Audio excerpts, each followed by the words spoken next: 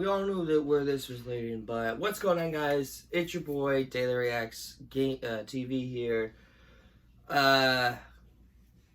It's that time. It's that year again. God, 2022, worst fucking year yet. Let's just say that this year has been nothing but horrible. So, I didn't see much bad movies this year. I skipped Morbius. I skipped the others that had bad reviews. Even Pinocchio. Like, I watched a little bit of Pinocchio and I was just like, nah. The ones that I didn't skip. God damn. Thor Love and Thunder and Hotel Transylvania 4. Those movies. So, I didn't see any bad movies. Well, I seen 2 bad movies. It's not much this year. But, I did see some best films. And this is my top 10 best films of 2022. These are the films I absolutely enjoyed. I want to watch constantly. And I got amazed by them 24/7. And I still have love for them, even though people hated some of these. No, big disclaimer, a lot of people hate these movies that I'm putting on my list. Without further ado, let's start with the list. Starting at number 10 spot is a wizard that goes into other places and basically goes back to Hogwarts, which is Fantastic Beasts and the Secrets of Dumbledore. A lot of people hated on this movie, but me, I was expecting to hate it. I was expecting to maybe go in there and not enjoy it. But I came out very wrong and surprised. I really liked this movie. They took all the elements that we had. I had a big problem with the first 2 Fantastic Beasts, because as a person, I'm not a Fantastic Beasts person. I just never really enjoyed the first 2 movies, especially the second movie. Holy fucking shit. But, like, this movie fixed a lot of things. They didn't sidelight Dumbledore. Dumbledore was the main focus of the film, which I really liked. Grindelwald casting, yes, it was horrible, but they developed his character a little bit more in this film. They fixed the problem we had with Queenie. I never liked Queenie throughout the series. So, I'm sad that it didn't make as much money as it should. It's a big improvement to the Wizarding World. I really enjoyed this movie. And well-deserved film. Well-deserved performances and well done. A lot of things in this film was very well done. I will say the beginning part is a little boring. I had a person who went to go see it with me, who did the review with me. If you guys want to check it out, go check out my Fantastic Beasts and Secrets of Dumbledore review. But yeah, it was just surprisingly good. I did not expect to like it. Starting at number 9 spot is a DreamWorks movie that opened on April and I saw on Mother's Day, and that is Bad Guys. Now, Bad Guys from DreamWorks. This was DreamWorks' first hit film since what? Shrek? Monsters vs. Aliens? Kung Fu Panda 3? So, this film really reminded me so much of Shrek mixed with Megamind combined, and it shows. It's really well done. The animation is amazing to look at. Like, it was so beautiful. When I was watching the movie and I saw this in theaters, I was like, man, the animation style is amazing in this movie. It looked really beautiful. It looked really well done. And it shows time and time again. Like, this movie, it's beautiful to look at. It's not more beautiful than my number 1 spot, but still. Really beautiful look of the film, and DreamWorks put their damn best on it. And now, if you haven't seen Bad Guys, go watch it on Netflix. If you have it on Netflix, like, watch it. It is a beautiful film. It's a good, great film from DreamWorks. I have not seen the next Puss in Boots movie, but I might see it in theaters when it slows down. But goddamn, this movie, really well done. Starting at number 8 spot is an island, like a world full of dinosaurs and an island, and that is Jurassic World Dominion. I know, this movie's getting really hated on by so many people. I honestly liked the movie. I enjoyed it for what it was. It has problems, yes, but I still gave it a 10 out of 10 because I really enjoyed it. And it's not just that I enjoyed the original cast being back. It's not that I enjoyed everyone else having fun. It's not that I just enjoy the dinosaurs. It's the storytelling. It's the CGI, the character development, the way how you develop from Alan Grant and Ellie from the first Jurassic Park towards this. And I thought I thought it was good. I thought it was one of the best movies I've seen in years from this franchise, because Jurassic World Fallen Kingdom, fuck's sakes, that was horrible. Jurassic Park 2 was not my favorite. Jurassic Park 3 has been my favorite out of the franchise, and people hated on it. It's the same for this. I think it's one of the higher uppers. And maybe I'll rank the Jurassic movies on my channel. You let me know if you want me to. But, man, this movie really surprised me. I was actually really excited to see Alan Grant on the big screen. That's all I gotta say. Like, in the moment I got it, I was like, yep, I knew I was gonna like this movie. I had a blast with this movie. And I'm so happy that they fixed all of the things I wanted and put it into one film. And that's what I really liked. So, yeah. Number 8, Jurassic World Dominion. Starting number 7 spot is, of course, Sam Raimi directed this.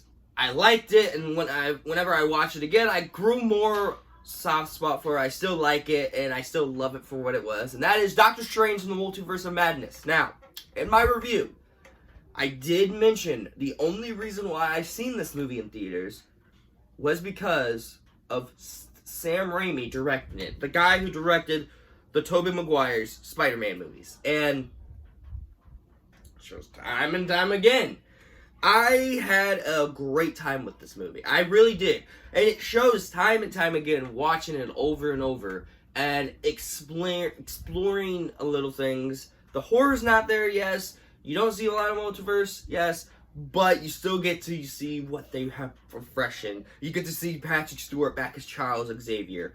And that's the best part of this film, honestly. Obviously, I had a great time with this film. Saw it with Kevin after work during the summer.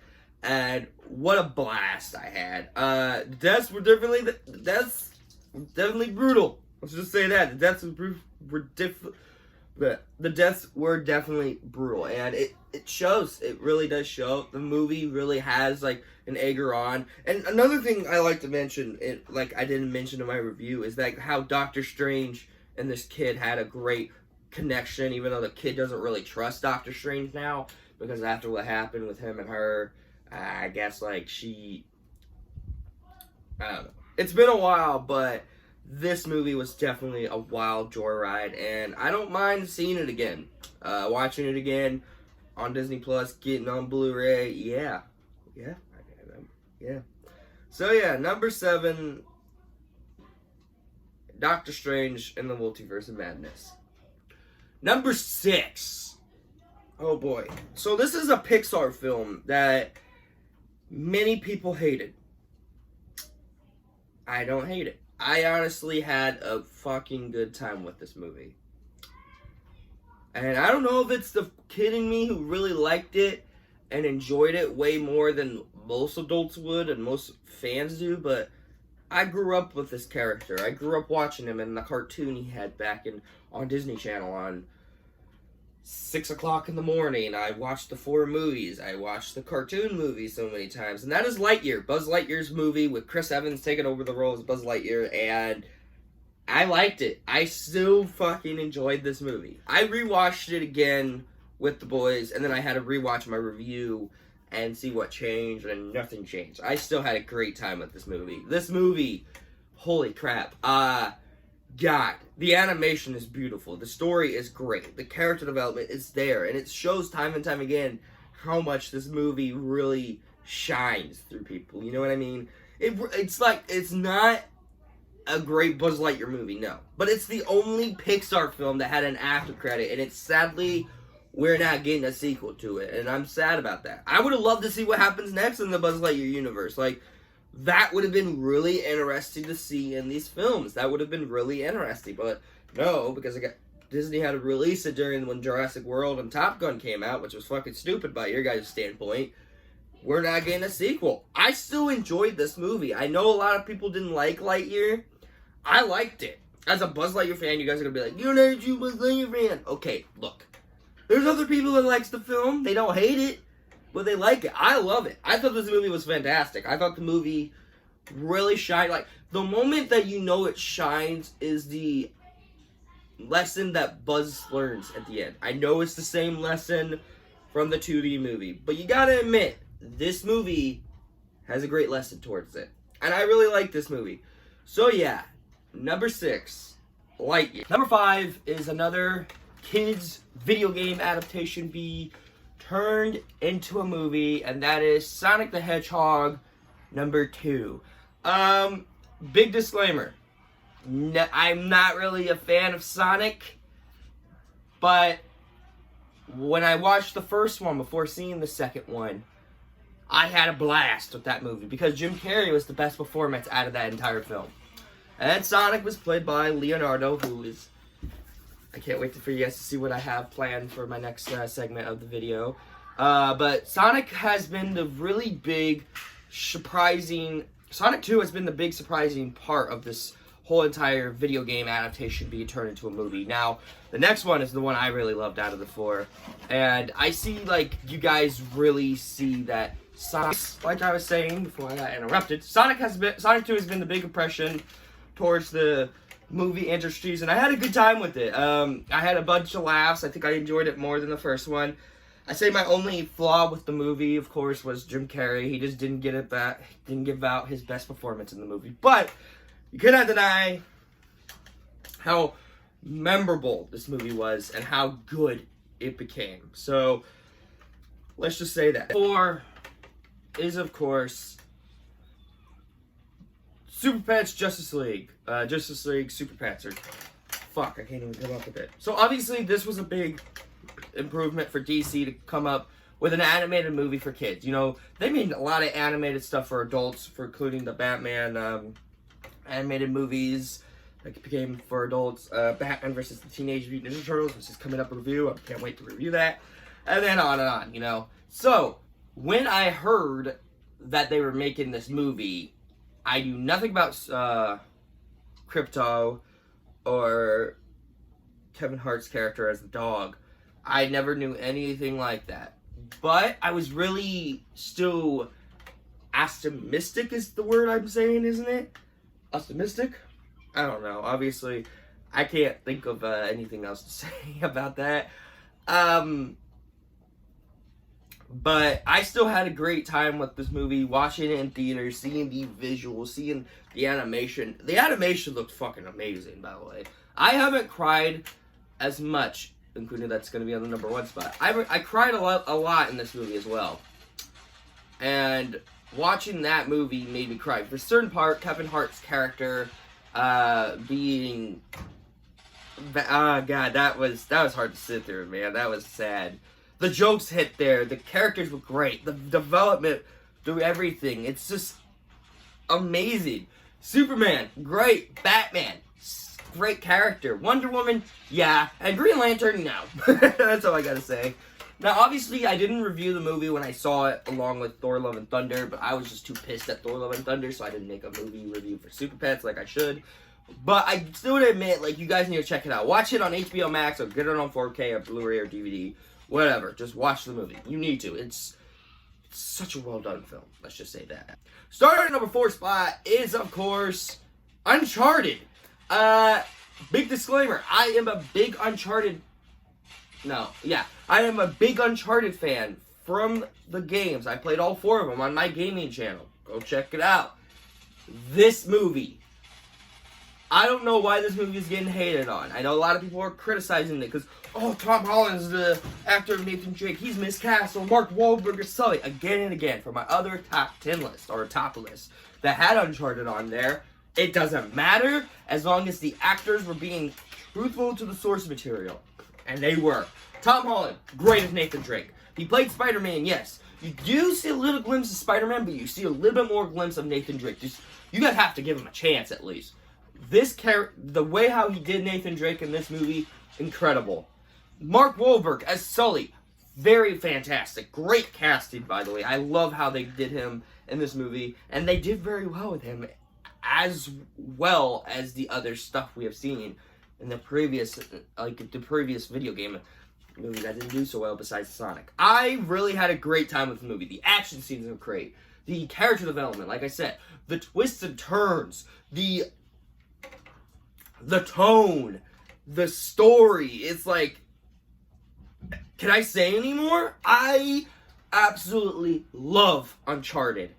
This movie shows time and time again how memorable you could be with other synopsis of any story of Uncharted. And like I said, Tom Holland and Mark Wahlberg, great casting for each other, for Nathan Drake and Sully.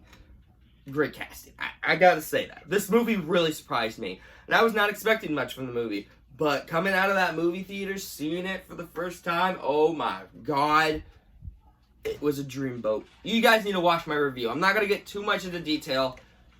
Go watch my review. I'm dead ass serious. Go watch my review, and then come right back to this video. That's all I got to say. This movie, what a wild ride. What an amazing way to start off a story fresh for the Uncharted universe. Starting at number 2 spot is, of course, a detective that goes and protects Gotham City and says, I am vengeance. I am the night. And, of course, roll the poster when I say this. I am Batman. Yes, the Batman. With Robert Pattinson. Oh, God. I was not expecting much from this movie. Not as much as the next movie that is coming out after this. I wasn't expecting Robert Pattinson to be this big into the character. At first I thought he was miscast, but then I was like, you know what? I'm going to give Robert Pattinson a chance. Because why am I criticizing him? I mean, it's not his fault that the Twilight movies fucking sucked. Like, in my honest opinion, Twilight sucked. That's all I got to say. And seeing the trailers, he looked like he could do it.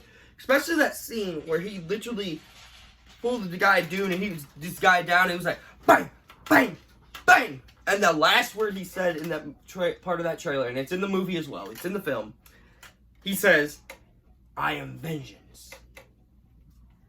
That's how you know Robert Pattinson is Batman. And I cannot wait for the sequel. Oh, God. Yes, it's a 3-hour-long movie. Yes, it is. A lot of people hated on it. I don't know why. This movie did very well. I really enjoyed it. As a person who wasn't a fan of the casting at first, really enjoyed the movie. And The Batman is just one of those best films you have to watch by yourself, like, or at least with some people. Like, I went to see it the first time when I worked at the theater early. I saw the early access, reviewed it, really well done. Then I saw it the second time, because there was a lot of things I didn't catch when I watched it. And I'm actually going to watch it after this video. I'm not even kidding. I got it on 4K, Blu-ray, and DVD, so definitely going to watch it. One of my favorite Batman movies, obviously. I saw it the second time with Ethan and Jeremiah. Oh my god, this movie. Whew. But number 1 couldn't beat The Batman. This movie I was expecting to hate. This movie I was not expecting to like. This movie made me cry till the very end. Put me in an emotional wreck. And that movie is Rise of Teenage Mutant Ninja Turtles, the movie. Yep, guys, I don't know what else to say. This movie I just won, Bodie. Really surprised me. I was not expecting to like this movie. Really wasn't. But Rise of Teenage Mutant Ninja Turtles, the movie, put me in a shocking high note. It put me in a high note where I did not expect much from any film in general. Now, let me be honest. I was not a big fan of the show. Let's just say that. I thought it was a complete insult for them to end the 2012 show, but then make another show. You know, right after you finish the show. I thought it was an insult. And then I watched the first episode and I hated it back when I was like 15, 16. But after watching the movie and I went back to watch those episodes, I didn't hate the show as much. It made me appreciate more what this movie was doing. This movie teaches you a lesson. It teaches you a lesson. And the character arc they had for Leo, fantastic. Like, I was not expecting that character arc for Leonardo, because Leonardo is a bit of a smartass. He doesn't know when to listen. He doesn't want to listen to Raph, who's the leader of this, universe, this these turtles, Raph is the leader, and he doesn't want to listen, he's a stubborn asshole, and then he finally realized that if he's going to become the leader in the future, he's going to have to step up his game and become the Leonardo we all know him and love as from the other interpretations of the Turtles. Great development. The movie is so beautiful to look at. The whole visual effects, the whole violence in the movie, yes. This movie goes dark. Like, I had Leonardo said badass. They had him bleed. They had the Krang just mutate everyone and turn them into Krang things. And there's even a scene in this movie that made me go chuckle and pull my heartstrings. It made me cry. That's how good Rise of Teenage Mutant Ninja Turtles, the movie, is. And when I reviewed this movie, I was very happy with this movie. I was very happy for what they have done. Rise of Teenage Mutant Ninja Turtles, best film out of any Ninja Turtle film. I think it's better. It's not better than TMNT, but it's up there. It's like, literally, actually, no, it's up top of TMNT. I'm sorry. Holy crap. This movie pulled my heartstrings, but it was so good for every way. So I say check it out. So yeah, number 1, Rise of Teenage Mutant Ninja Turtles is the best movie of 2022. End of discussion. Overall, guys, that is my top 10 favorite movies of 2022. Now, I am going to go on and film my Flash Season 4 Flash review tomorrow when I get off of work. This is actually premiering on New Year's Eve at like 9 or 8. I'm planning of which time this can premiere, because last year when I did this kind of video for the top 10 best films of 2021, I let it premiere the day before New Year's Eve, and then I had the worst one premiere on New Year's Eve. Yeah, so you got my Ninja Turtles Out of the Shadow review coming soon. The Flash Season 4, of course, coming out probably the day before New Year's Eve, before this video comes out. Then you guys get the Batman vs. Ninja Turtles review, and then the Brendan Fraser Mummy movies won the tier list. Sorry, that won. So we're going to start doing the reviews for those. And then we'll go back to the live reactions. I missed those. I miss doing those. So what we're going to do for live reactions is that whatever one, I need you guys to pick Dear Evan Hansen or the Batman vs. Teenage Mutant Ninja Turtles. One of those two have to win, alright? This was a great video to film. I had a great time filming this video.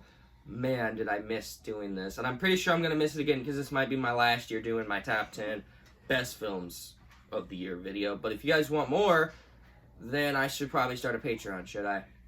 You let me know. As always, smack the like button, also press the red button, which is subscribe, turn on notifications to be notified video I make. Go on a link in the description to my gaming channel and my Discord server. As always, I'm Jay the Reacts. Take care, guys. Guys, I almost forgot to do this, because last year I did it before, but I didn't do it with my thing. But as always, fuck you 2022, and hello 2023, as Jay the Reacts. Okay, now you guys can go.